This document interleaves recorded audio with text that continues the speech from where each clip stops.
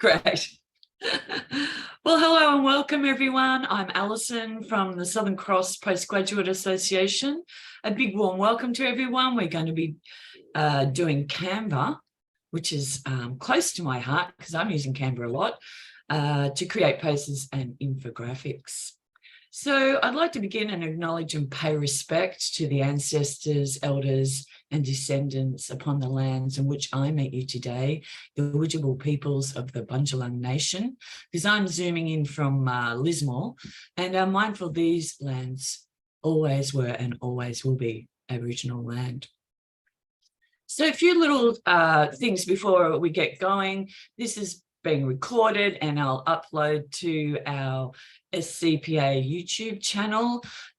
Please subscribe and you'll receive notifications of new workshop uploads, and become a member of the Postgraduate Association. It's free and the form only takes a couple of minutes. So I'll post a few links in the chat.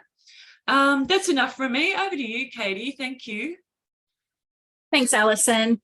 Hi, everyone. I see some very familiar faces, which is really exciting to have some old friends and some new friends here. My name's Katie. I too would like to acknowledge the elders and the Aboriginal and Torres Strait Islander peoples on which land I am coming from, which is, for me, it is the Kumbamberi people of the Yugambeh language group. So that's on the beautiful, sunny, we were saying before, sunny and warm Gold Coast today, and I know we're all coming from many different places across the country, so feel free to pop which country you are zooming in from in the chat if you would like. I am a little bit about me. I think a few of you know me already from previous workshops and various things around the university. I was a postgrad for many years. Nearly 7 years, I think, in SCU. If you add it all up, it's been a long journey. I am a massive fan of the Southern Cross Postgraduate Association. I have been at all of the conferences for the last 6 or 7 years, and I see some familiar faces from this year's conference as well. Have been involved with the SCPA in many different capacities over the years, and I'm really excited to be back sharing with you a little bit of my passion, which is making fun things on Canva, which I know I spent plenty of hours. In some ways, I could consider it procrastinating during my PhD study, but it actually was a really pivotal tool that I used, not just in presenting at conferences, but I actually used Canva as a way to create all of the images that I embedded within my thesis itself. I'm an arts-based researcher, so it was a little bit less of a traditional thesis and a more interactive and visual thesis. So I had lots of fun with Canva, and I'd love to share a very basic run through of the different fun things that you can do in Canva. And I know that the title of this workshop is Posters and Infographics, but as I've been preparing what I wanted to share with you today, all of the stuff we will learn today will, yes, help you create those, but all of these skills would help you to create presentations, videos, look, let's be honest, invitations to our kids' birthday parties. There's lots of things that Canva can do, and the things that we will explore today will support all of those creative endeavors. So I'm going to share my screen. And as always, I really love you. I love that everyone has most of you have got your cameras on today. I understand that connectivity issues can happen. Please interrupt me if you don't understand. I'd love to hear your voice. I do monitor the chat though, if speaking is too tricky where you are. But I always love to hear human voices in this digital space. Okay, so I'm just going to share this here. It's not much of a slideshow that I've got today, because I'm hoping that we are really going to do a lot of demonstration and you are going to do lots of things. So we've got 2 hours together today. Much of that time will be you having a play yourself. So hopefully that works for you. Little bit of a disclosure. I've got generative AI within Canva to create my slides this morning because I wanted to show you, and to be honest, I'm not a huge fan of what they did, but I wanted to show you that this morning I sat down and I'd done all this other prep. But then I thought, oh, there's all these new features that have come out like in the last 4 weeks within Canva that are to do with generative AI. Now, this opens a massive ethical quagmire that we're all dealing with as academics, as postgrad students.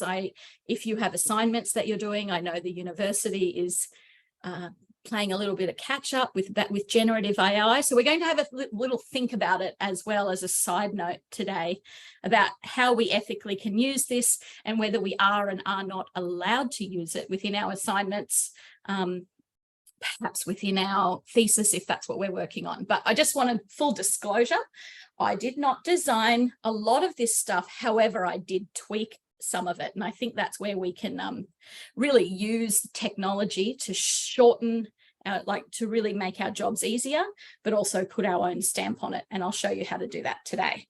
So to just quickly guide us through, Canva, hands up who has never opened up or logged in to Canva before. Has everyone, a few people, I can't actually see you all, hold on. Jade hasn't done it before, and that's okay. Natalie hasn't. Has it? Okay, so that's okay. So there's a few real beginners here today. I'm just trying to get a sense for what we are going to do. Canva is an online program. It's actually designed by the CEO is Australian, which I think is really cool. It's sort of it's a program, a software that can be free. I pay for it, and so you can, as a user, use it for free. And you know, there's over 6,000 free images. However, as a pro user, I have access to over 60,000. So there's lots you can do as a free user, and I really encourage you, don't spend your money. Use the free version, and there's a few little workarounds that I have so that you can access perhaps a little more than the free version. The other suggestion I do have is if you have a really big project that you're going to do, they do have a 30-day trial. So I have, in the past, I used to cleverly use that 30-day trial to really do all of my work in 30 days and then make sure that I cancelled my trial before the end of the 30 days. So you can get access to the big pro version. If you're a registered teacher, unfortunately, it's only primary and secondary teachers at the moment. But if you are a registered teacher, you actually get Canva, I think it's called Canva Education or something, completely for free. And it has even more facilities or options than the Canva Pro that I pay for every year. I think it's about $10 a month or $100 and something a year. It's been a while. I just let it direct debit out and I try not to think about it until tax time. But I use it every single day, so I pay for it. But please don't feel like you have to pay for it. There's lots you can do for free. So it's a program that has a lot of templates. It gives you a lot of prompts, and it's really user-friendly. I know that there are other programs, and I know graphic designers probably hate Canva. Potentially is taking away a little bit of their work because it makes it so easy for us to get in and do all of these really cool things really quickly. Does anyone want to share before we get started any experience they have with it? Who of those of you who have had a go before? Yeah, happy to pitch in, Katie. I've used it a few times. I've tried to create a couple of posters. And where I'm at is really just getting my head around the fact that it doesn't work like a Word document, in that, you know, trying to cut and paste and find stuff. I'm not really creative and have much design flair. I know what I like and I know what I want to do. I have a very pragmatic approach. Sometimes Canva seems a little bit complicated for what I want it for, but yeah, I kind of have started to use it. I have started to create stuff with it. But the one thing that I would like to advise or support around is how to kind of make it a bit more user-friendly. Like, you can draft up something, but then if you're not happy with it, trying to make changes is more difficult than if you were doing that, say, like in Word, where you can just really cut and paste and change things more readily. Yeah. So that's where I'm at. Yeah. We're going to look at that sort of things today, because you're right. There are, I think what you might mean there is, do you mean you've got like a template, but it's not exactly what you want, and then figuring out how to tweak it for what you want? So we're not going to spend, what I'm going to do is, this is annoying me. I'm going to just, hold on, click out of this, take you back so that you can see actual Canva. And we will have a play. Now, as I said, this is an AI generated slideshow. It's only got a few little things. To be honest, I don't love it. So I've started here, which is kind of like a template, but there's so much that we can do to edit and tweak and change the color scheme and do all sorts of things. So what I want to do is I want to take you, first and foremost, I'm going to click over here so that you can see this is my Canva Pro. This is what like the home page looks like for me. I know it's a lot of things on the page and it can be a little bit confusing. You can see that I have used it, like it would just keep going and going here for me. I've used it for so many things. I've even started, I do a little bit of filing here. You can create folders and pop all your projects within folders. So for me, I've got a lot of things here. You won't necessarily have that. I wanted to show you, hopefully this will work. I've opened up an incognito window so I can log into a free version, which is here. So I'll do a little bit of flicking back and forth to the free version, because sometimes our free versions don't necessarily have everything available, but they still have quite a lot available for you to explore. So once you have logged in to Canva, the first thing that you do is you need to select what type of project that you're going to do, which is sort of, Anthony mentioned before, it's not quite like Word. When you open up Word, it's an A4 page. Generally, the first thing that you see is an A4 page. What we need to do when we're in Canva is we need to decide what type of page that we're going to have. And now, because I did title this infographics, that we would be looking at that, what I might open up is an infographic type document, which is often a infographics are really great to communicate information. A lot of us are doing sort of really higher level research and studies in our postgraduate work, and we want to communicate that really high level information in simple ways to people so that our communication is clear.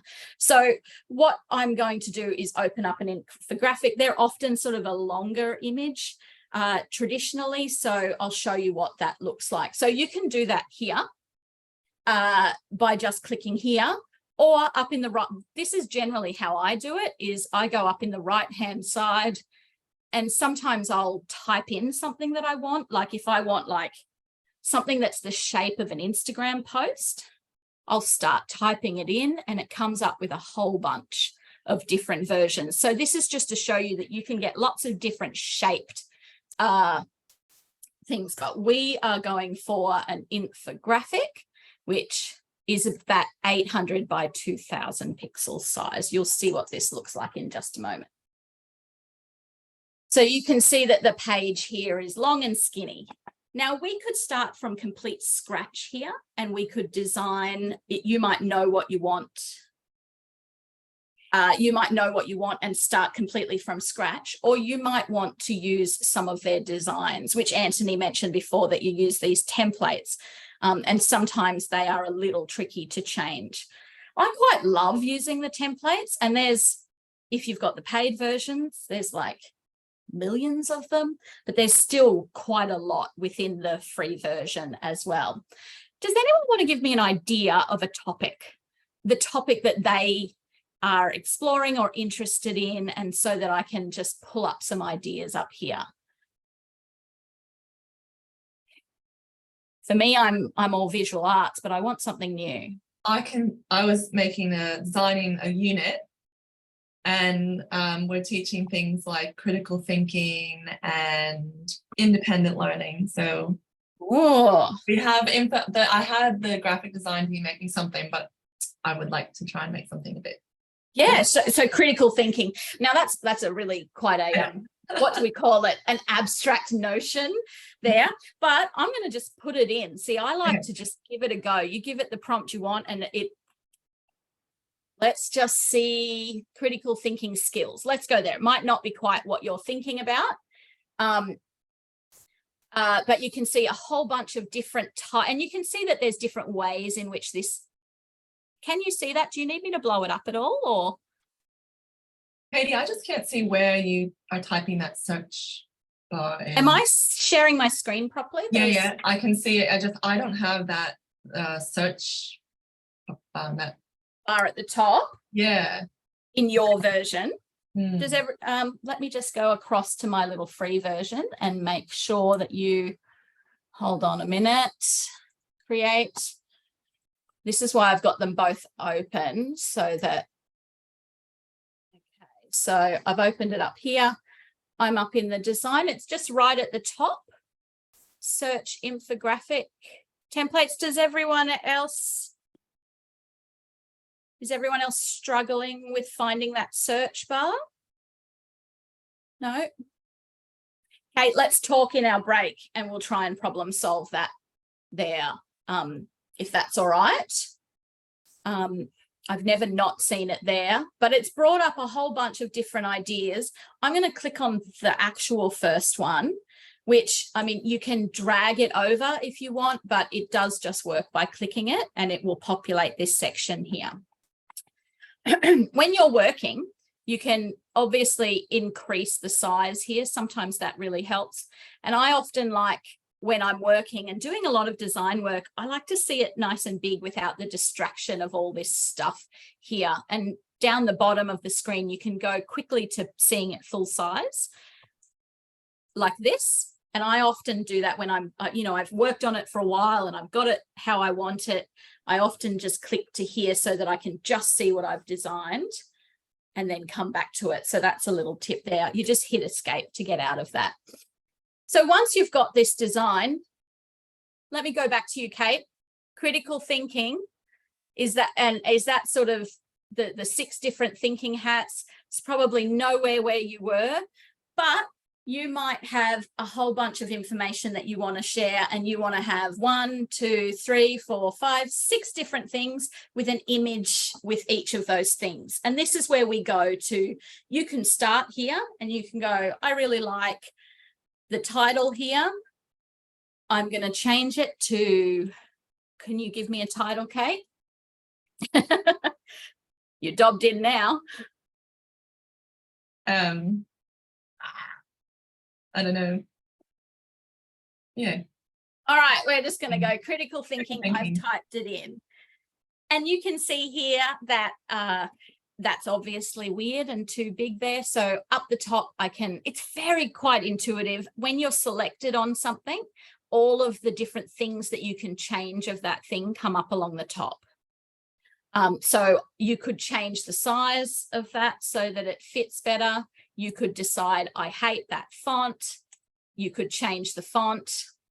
You can change the size here by using the little tabs.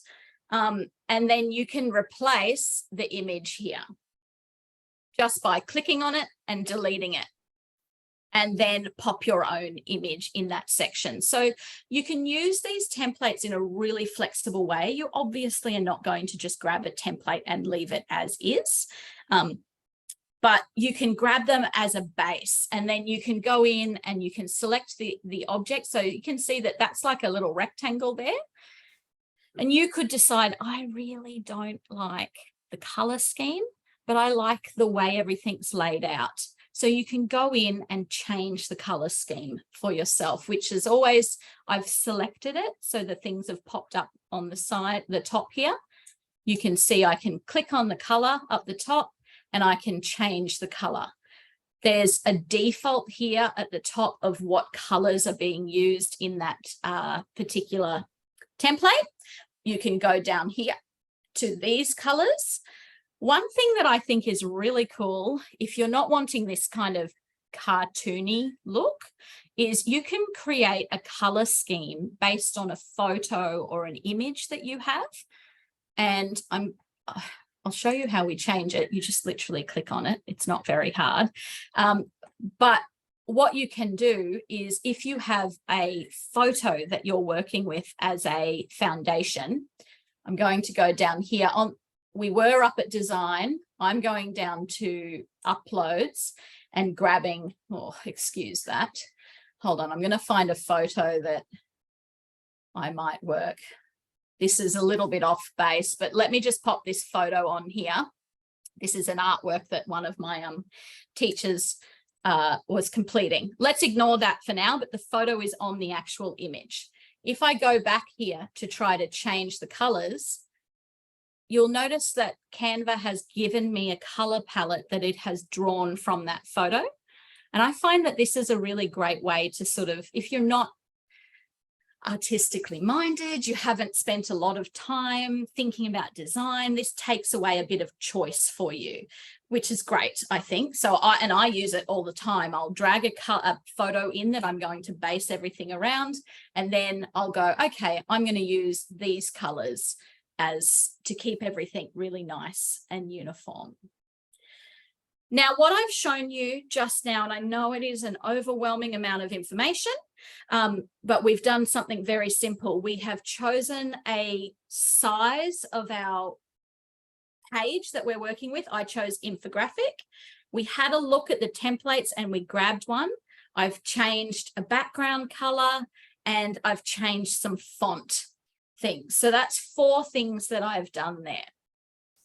I'm going to show you one more thing, and then what I'm going to do is I'm going to give us a sort of a 10-minute period of time where we can get logged into Canva and we can have a go at doing that. It does not have to be for anything. If you've got a project, that's great. You can start working on that, but it's really important that we do things with our hands to make sure the learning sort of gets in our heads. So what we're going to do is I'm going to show you where you get some images for if you think these hats are not relevant and you want them to be sea animals. Who knows? I'm off the top of my head. You don't have to have those photos yourself. Within Canva, there are thousands of different graphics and photos and videos and all sorts of things.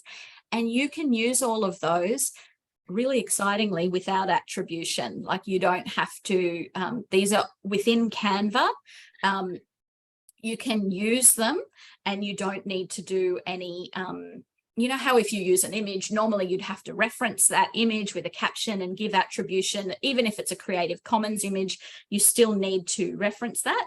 Canva actually has in their agreement that you do not need to attribute to Canva, although ethically out of respect, I often do just put like one note, all images unless otherwise stated, taken from canva.com is what I do if I'm using it. But what they have is within here, can you see this here? It's the Elements tab on the far left. When you click on the Elements tab, you can search for anything that you can think of. I'm going to search for fish, just because I know there'll be thousands of pictures of fish come up. You can have a cartoony one or a photo one. You can see here there's graphics, photos, videos, etc. I'm going to just have a look at the photos and I'm going to choose little Nemo here and I'm going to pop him where that hat is. I'm going to delete the hat. I just clicked delete on my keyboard to do that. And I'm going to drag him across here and resize him so he fits there. And I think he's facing the wrong way. I think he should face the other way. So because he's selected, the little options are up the top here. I'm going to flip him horizontally so that he faces the other way. Okay, now that infographic that I've got there makes no sense. It's ugly and not sorted, but what I want to do is push it over to you so that you can just do a few of these things.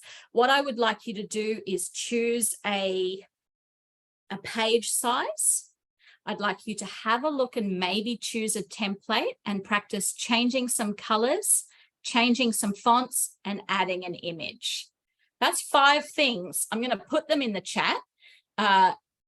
for you, and this may be tricky for some who haven't logged in before, but for others it might be easy. So what I'm going to do is I'm going to send you away for 10 minutes, but how I'm going to do this is I'm going to send you into a breakout room, of which you can choose to come back into the main room and ask me questions and we can problem solve.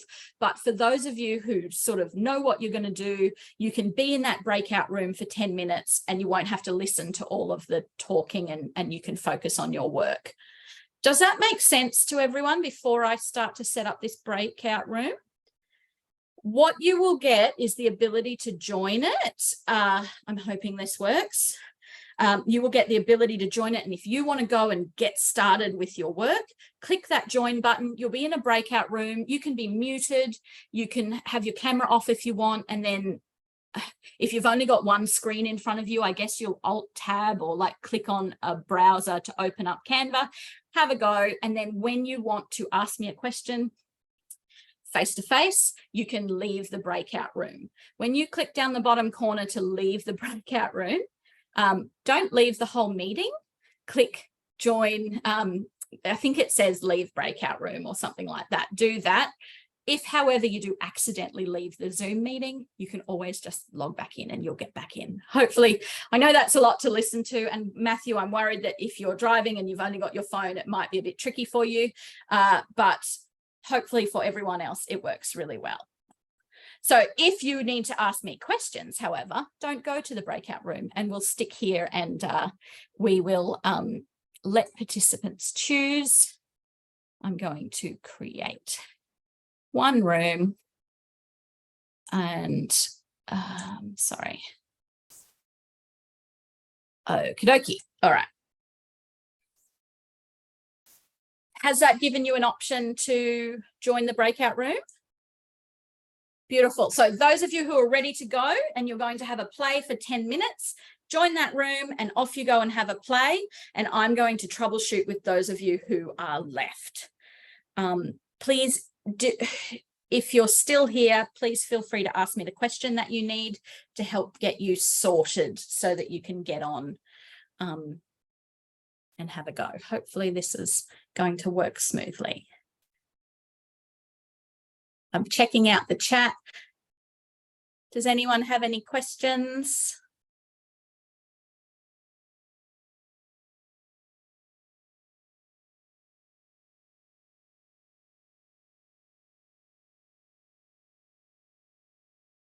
Okay, that's not a problem, Julie. I think I will pause the recording,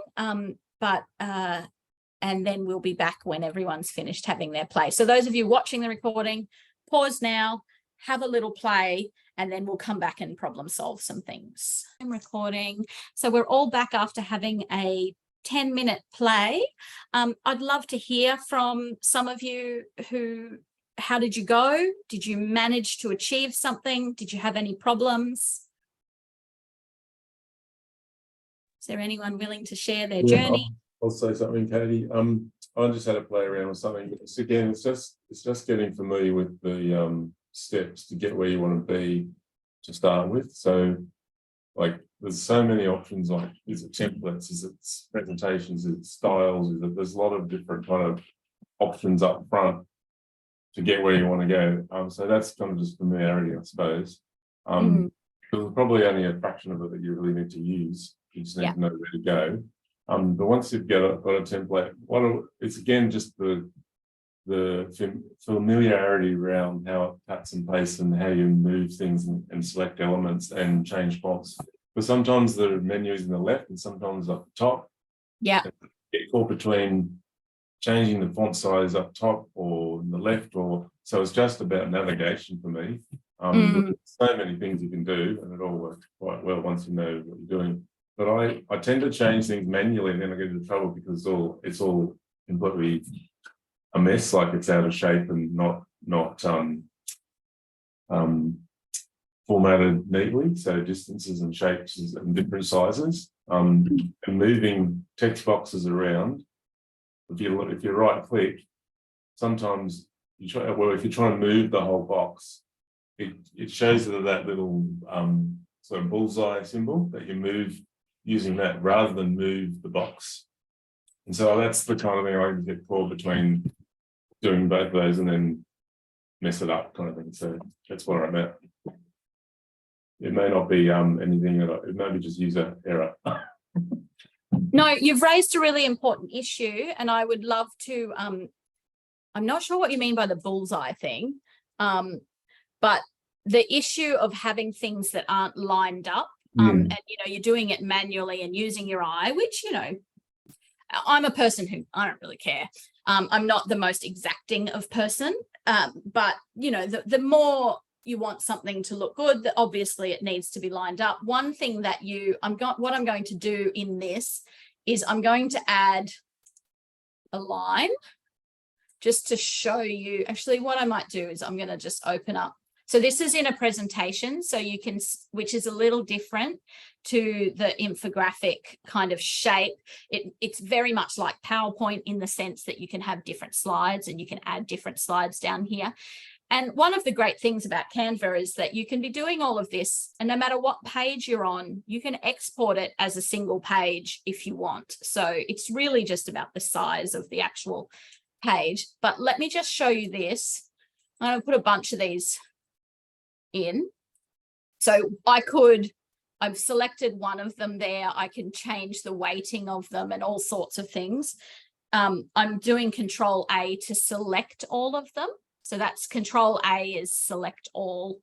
I think you could do it by another option, but that's just selected all of them. And if I wanted to tidy them up so that they're all in line, see how they're kind of staggered down there? There is an actual option. Now, if I click up here, this is an example of is it down the left? Is it on the top? I've clicked up the top to open it up on the left, but I could also have clicked more here and get the list here. So it's just that there's multiple ways to do things, and whatever you're comfortable with, you're comfortable with. But I will show you over here because it's over here. I think it might be easier for you to see. What you can do is you can click the button tidy up and it will and move it all into line. And that's the same as if I had, let's do our fish, Control all. I'm just making it all smaller and unclicking and then moving. Sorry, I'll just I use a lot of shortcuts. I think you can right click on it and do them this way as well, but I use Control C. Like I copy something with Control C, I paste with Control V. I think that's the same commands across a lot of different programs. So I'll just paste a few more just so you can see that we've got a few, but they're not in line. They're not neat. So I can right click or I can click on position. And you can see here that I can choose to, this is the key and I did it wrong there. You have to select what you want to tidy up. I've only got one thing selected at the moment. So the tidy up option is not there. So what I'm going to do is I'm clicking on one, I'm holding my shift button down, clicking on another, clicking on another, clicking on another. So I'm selecting all of the fish. And if I want to change the position, I've tidied them all up into a row, but that's not really what I want. I can pop them all off to the left, and now they're all on top of each other. So it doesn't always work exactly how you want it to, but you can see that there are a few little buttons that you can align your text with. So now they're all selected like that.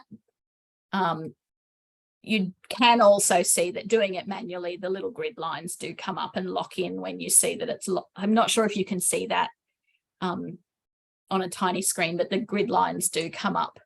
And if I do that one like that, hopefully, again, I forgot to select them all.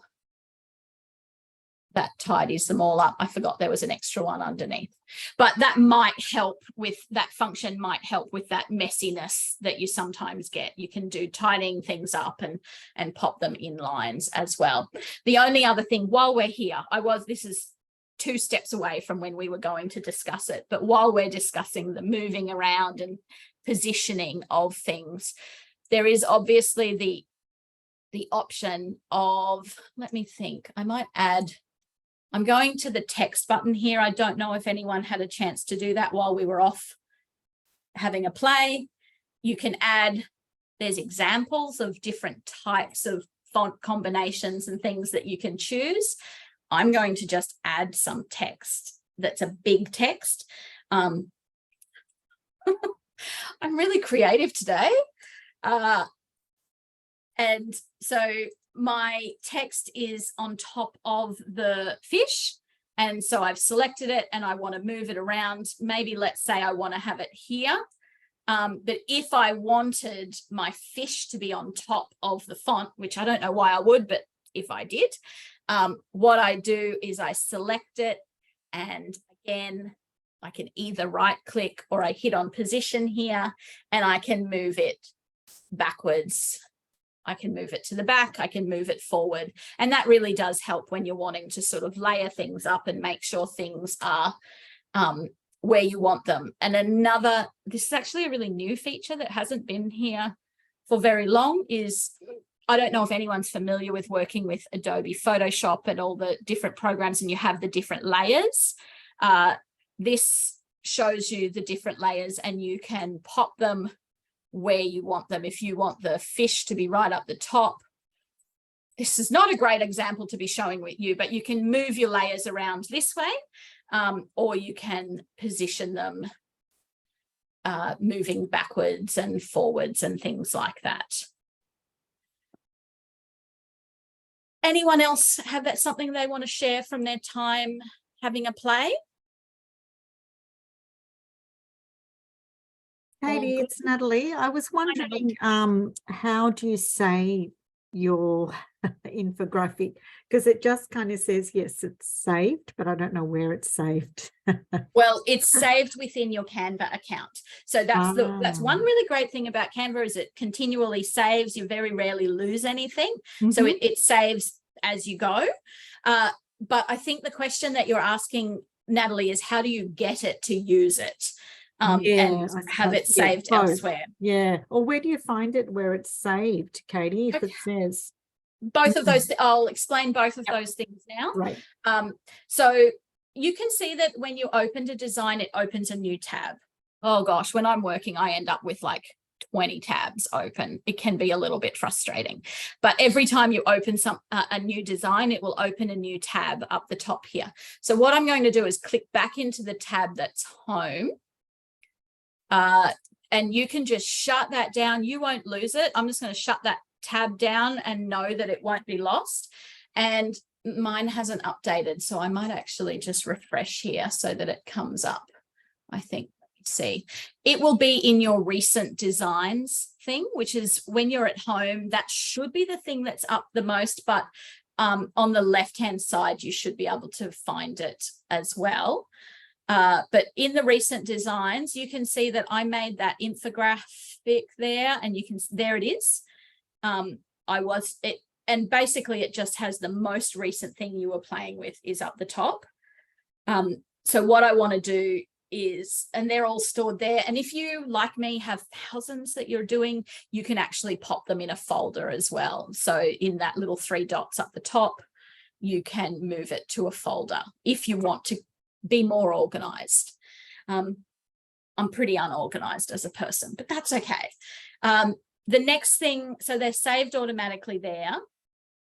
The next thing that you wanted to know, Natalie, is how do you get them to use them outside of Canva?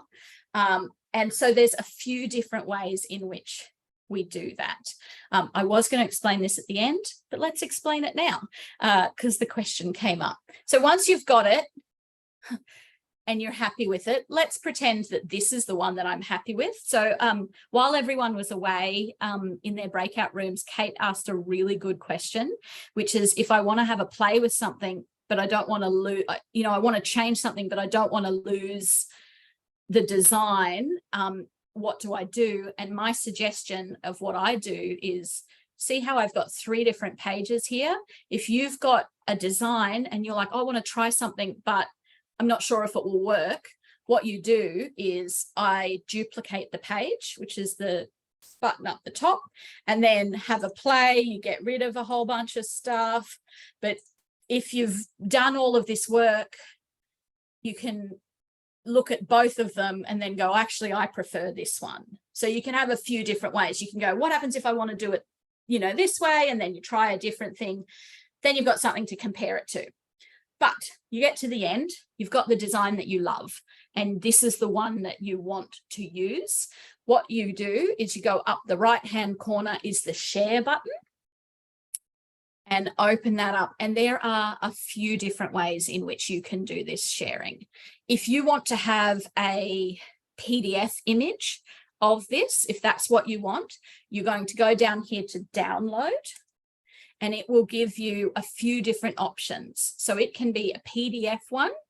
You can get like a JPEG, which is a smaller file, image file, or a PNG file, which is a little bit larger. You could turn it into a video. We're not talking about videos today, but you can create videos within Canva. What we want, probably if we're printing it out, we want this one. If we need it to be smaller, we'd do the standard one. Let's do the standard one. And at the moment, what's going to happen if I hit download, all 4 of those are going to download like a PDF, which you might want, and you can do it that way. But if you just want one of those pages, you just click here, unselect all of them, and then you can either do, you know, you scroll down and find the one that you want, you select it, and then you just literally hit download, and it takes a few seconds and it will download to your downloads folder. So that's, and I'll just see if I can pull that up so that you can see it. One moment, so you can see all my wild, very unorganized saving here. Let's open this up. Hopefully you can see that there, that this is the image downloaded. One thing that I will say to you is when you download, if you have included hyperlinks and things like that, it needs to be downloaded as a PDF. If you download it as an image, those hyperlinks aren't active. So that's something to think about. So that's one way, and probably the most common way in which you will download something is you'll click, sorry, let's just open it up. You click share, you click download, and then you use whatever options you need here to download. Another way in which you can share your image, depending on what you need it for, is you can actually create a view-only link.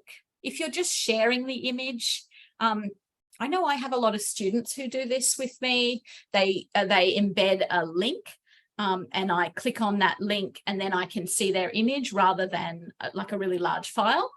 So you can create the link like this, and it means that no one else can edit it. They're just going to look at it within a web browser. So copy that link. So I'll show you, I've opened up a new tab. I'm going to paste that link in there. And it means anyone can get the link to this file and they can view it. Remember, I had a few different images, so they can view the few different pages, almost like a little slideshow. So that's another option. Excuse me, Katie. Yes, Jane.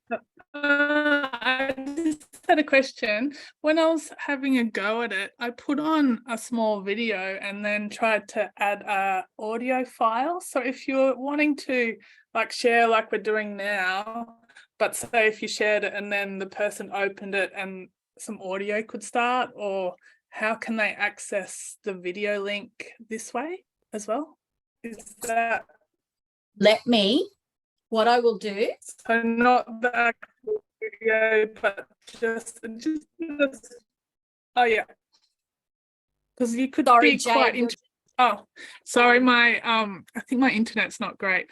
but it'd be nice if you could be like interactive as it was opening up, if you were trying to display some information. Is that something that works? It's a few different ways that you can do that. So what you're suggesting is not going to be a PDF. PDFs can't do that. So it would need to be either that link that I was talking to you about then, the view only link, or you could create an actual MP4 file, of which is a video file, and then the viewer or the audience can view it there. I'm not sure about, I have actually seen interactive Canva things sent, which is really kind of cool. Like they're almost like a slideshow, but they've got lots of hyperlinks within the actual slideshow. So it's like a choose your own adventure book. So there is the capacity to do that as well. So it actually seems like a really good time for us to talk about videos and hyperlinks and things like that. So what I might do is demonstrate that. Is that relevant to everyone? Well, it's a bit of fun. We'll have a go with that at the moment. So what I'm going to do is really quickly, obviously you can add your own. So if you have a video of yourself, or you have a video, even an audio file, you've created the music, you can do that yourself, and you do that through the upload section. So you can record yourself. Let me see, what videos have I got here? Oh goodness. Okay, they're a little embarrassing. I don't know if I can show you any of those. But basically you'd go upload and upload your own sound files or videos if that's what you want. Or you can use the handy list of lots of videos. So we've got our fish. Let's go under the sea.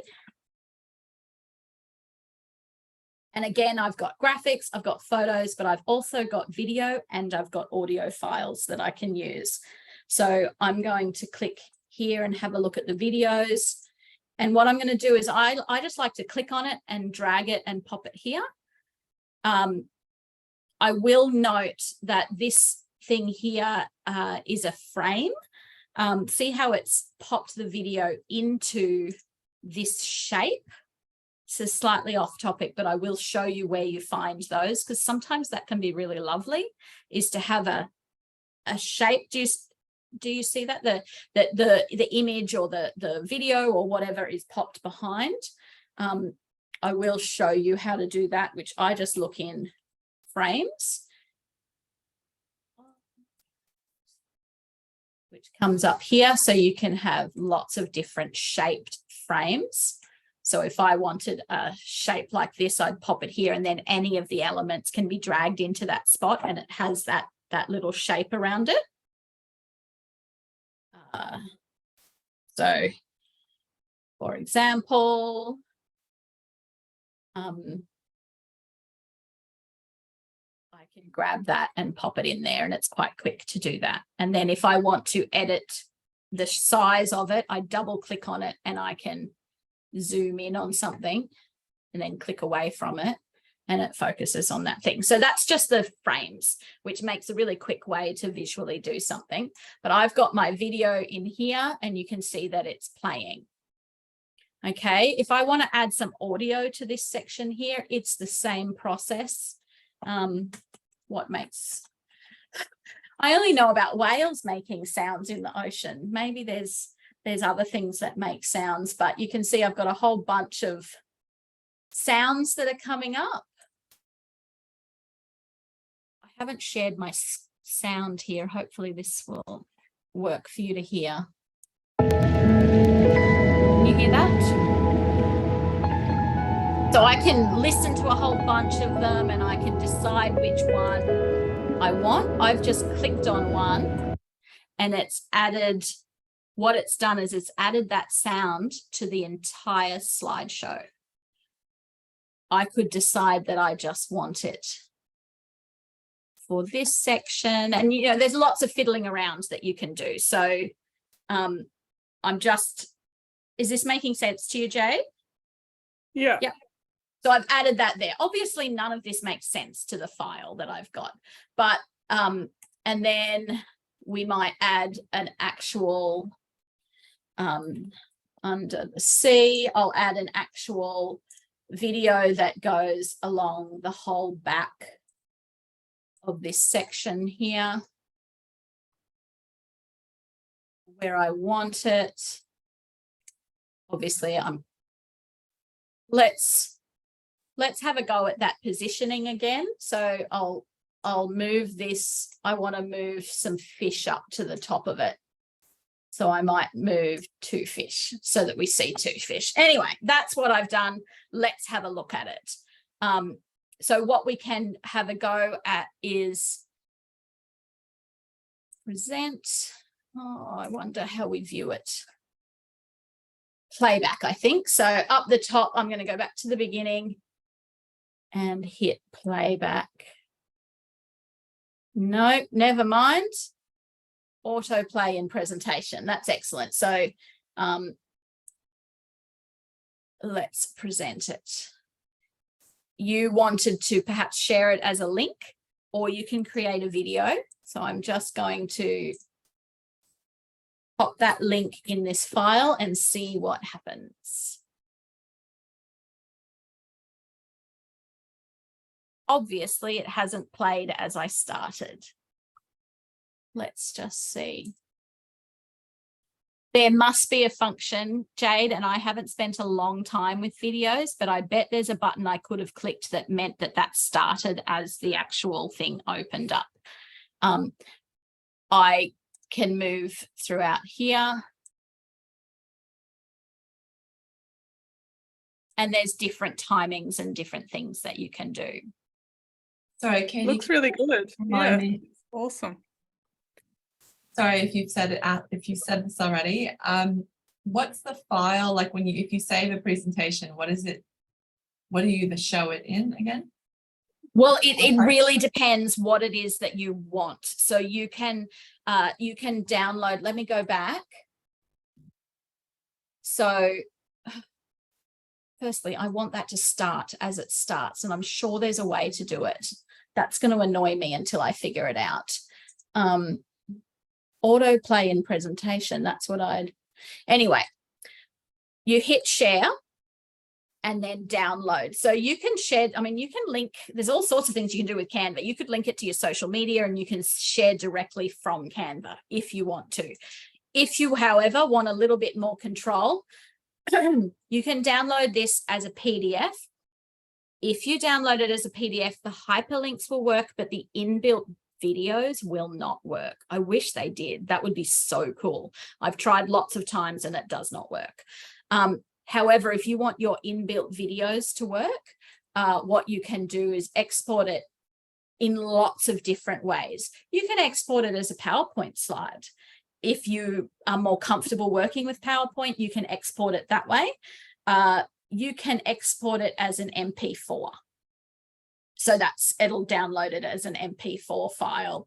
And I have done this and created my own little GIFs as well. So it's a short sort of 15-second looping video as well. So there's a few different options about how you can grab it.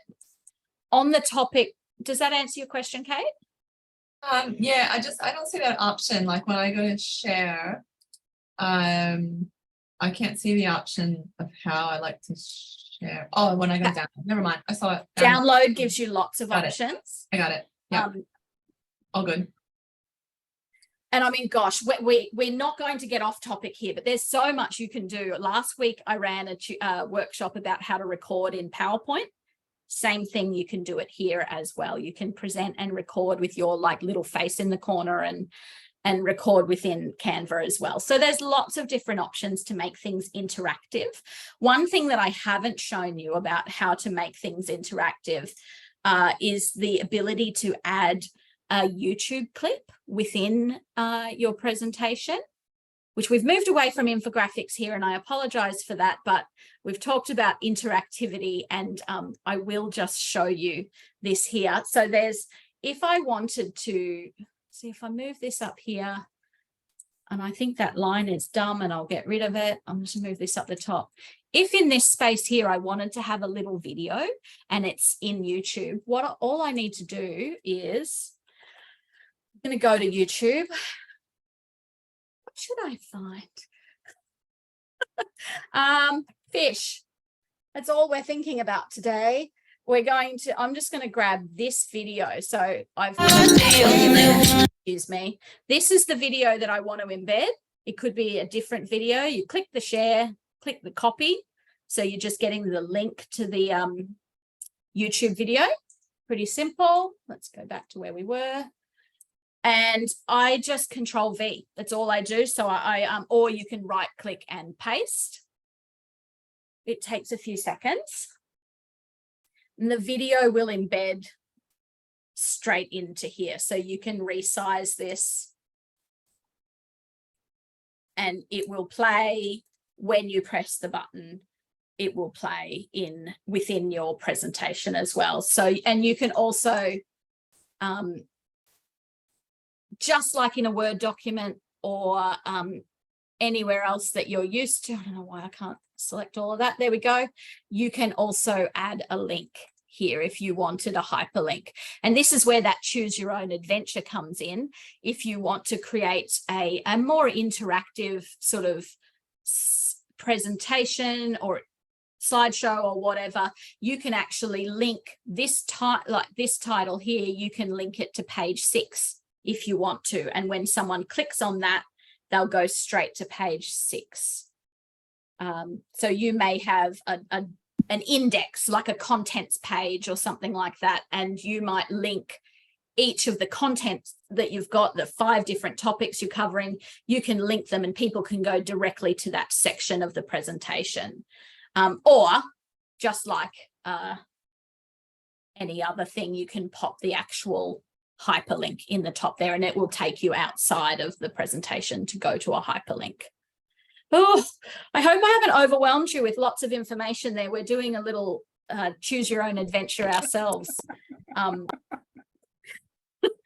here. So that with the line under it, it has a hyperlink on it there. I can't even remember what your original question was, Jade. Yeah, that was really good. I think we got heaps of extra information there.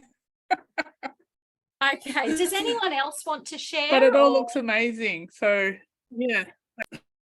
It's really hard for me to go a real linear way to explain this because it's sort of our ideas bounce off other ideas. Okay, so if someone has something else to say, please interrupt me. Otherwise, what I'm going to do, we've done that, we've explored that. We've looked at text tools, images, we've looked at videos and audio. Adding the text, we've looked at spacing and alignment.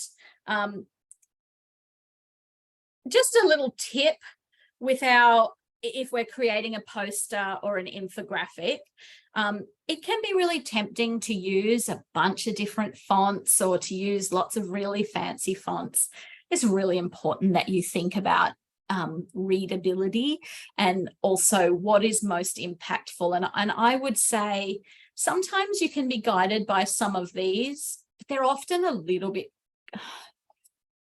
commercial, like more for things like marketing or Instagram things. And, you know, they might be relevant and I sometimes use them, but my general guide is I like to have 2, maybe 3, but generally just 2 fonts that I work with.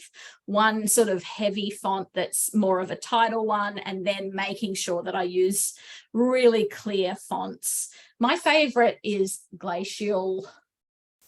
Here we go. Hold on. Let me click on here and I'll pull up the font section here, which when you select it, again, Anthony, it's in different places. You select the text that you want. You click on it and it brings it up. It will give you lots of recommendations, but I like to have sort of one heavy font and then one nice and clear. I think the one I like to use is, there it is there. And obviously it hasn't used the fonts that I normally use because, as I said at the beginning, I got AI to design it for me and they just chose their own fonts. But I do think that's important. Don't go nutso with lots of different fonts. Nice and clear and consistent. Does anyone have any comments on that? Is that all make sense? Oh, the other thing about fonts is I'm a big fan, particularly when I'm doing infographics, of having that color theme. And I know that we default often to our font being black, but perhaps consider definitely that your font needs to be readable. So it has to have a high contrast to its background. But you don't always have to have black. I know in my thesis, when I was designing all of the, I did a whole bunch of comic strips and different things with my thesis. I used a lot of navy blue. I don't know why. I think we default to black too much, and consider changing the font color, but keeping it consistent within that overall story that you're telling when you're creating an infographic. Okie dokie. Does anyone need me to show you how to change the colors? Did we all have a chance of changing colors within our little play? Beautiful. Okay, we've added some elements. We've tidied up. The only thing I haven't really shown you is how to group something with here. So I'm going to open up a new page. I don't want to talk for too much longer. I want to send you off again to have another play. But what I'm going to do is, hold on. Let me get a whole bunch. Creating an undersea. When you click on something, you can see that it comes up with magic recommendations, which I quite like. And then it can take you to a whole bunch of things that are in a similar theme to that image. So anyway, grabbing a whole bunch of stuff, popping it here. Okay, so if I wanted to resize all of these at the same time, one of the ways that you can do that is Control All. So I've selected them all, and then I can just resize them like that. But another thing that I can do, if I've got these, hold on, I've resized them to that size. I'm going to put this one up here. Well, I don't want two of her. That doesn't make sense. I will Control Copy, pop a few of these down here. I like this I don't actually, but let's say I like this section here. I like all of this. I want that to be one image instead of 3 different images, so I don't have to move them all one at a time. What I can do is I've clicked on them, holding my Shift button down, and I can then group them. So either it will pop up magically like that. Sometimes the group button will be along the top, but I hit group and it has created them. They're now one image, and I can move them around, and I use the grouping all the time. When I've got a layout that I particularly like, I'll group all of those together. They're one image. Don't worry, they're not like that forever. If I want to, I can ungroup them. As simple as that. And then I can move them out individually. But grouping and ungrouping objects is really important. One thing I'll show you, a very practical example. Excuse me, this is a little peek inside one of my lessons that I am doing. I share this with my students when I do it, and I often, and you can see I've grouped some things together, but you can see I've grouped them together by when I hover over them. I've grouped the letters together there. But what I've done, you can see I can't actually select anything or move anything here. What I've done is I've actually locked it because I didn't want to accidentally wreck it. So if you're working and you've got quite a lot of complicated stuff, and sometimes I accidentally go on there and I drag something to the wrong spot, I actually can lock a whole section. So now I've unlocked it there, and you can notice that I can, hold on, I can now move things around. And hold on, I've Control All, unlock. There we go. Now I can move things around. So that's, I mean, it may not be relevant to you, but there are those kind of grouping, ungrouping, and locking that you can do to really protect your designs if you wanted to. So that is a whole bunch of stuff about images, grouping, positioning. The only other thing left about images that I really wanted to share with you is the edit images section. Now you could have your own image or, hold on, let's,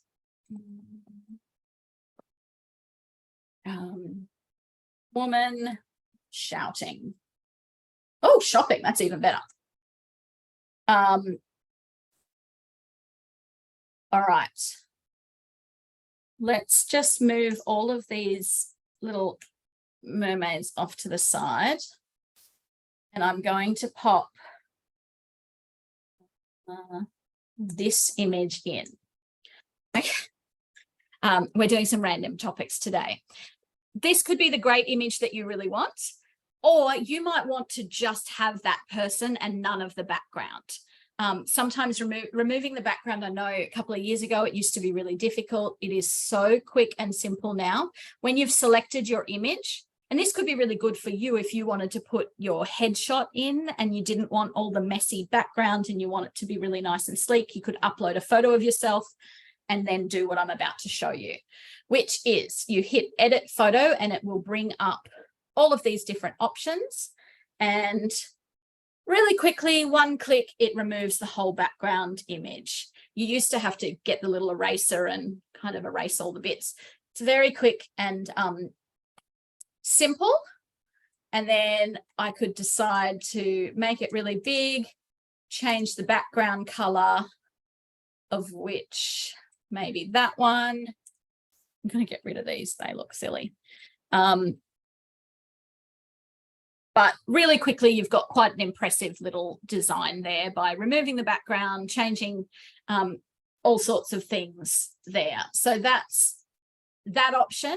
You also can obviously, which most of us should be fairly familiar with, is the filters that we can use on our phones. We can use any of those types of filters to do whatever we want. Now my background looks silly. But I could use, you know, whatever. I can do all sorts of things with, whoopsie. Let's go back in here. You know, I can add a gradient and really quickly come up with a really interesting image. I've thrown a lot of stuff at you again. We've got another 40 minutes left. I know we've been going nonstop. Does anyone have any questions? But I think what we might do is we might break for 20 minutes or 15 minutes in which you can have a play with removing some backgrounds, having a play with grouping things, resizing, and any of the stuff that we've had a chat about. But I will take a bunch of questions before we do that, if you have any burning ones.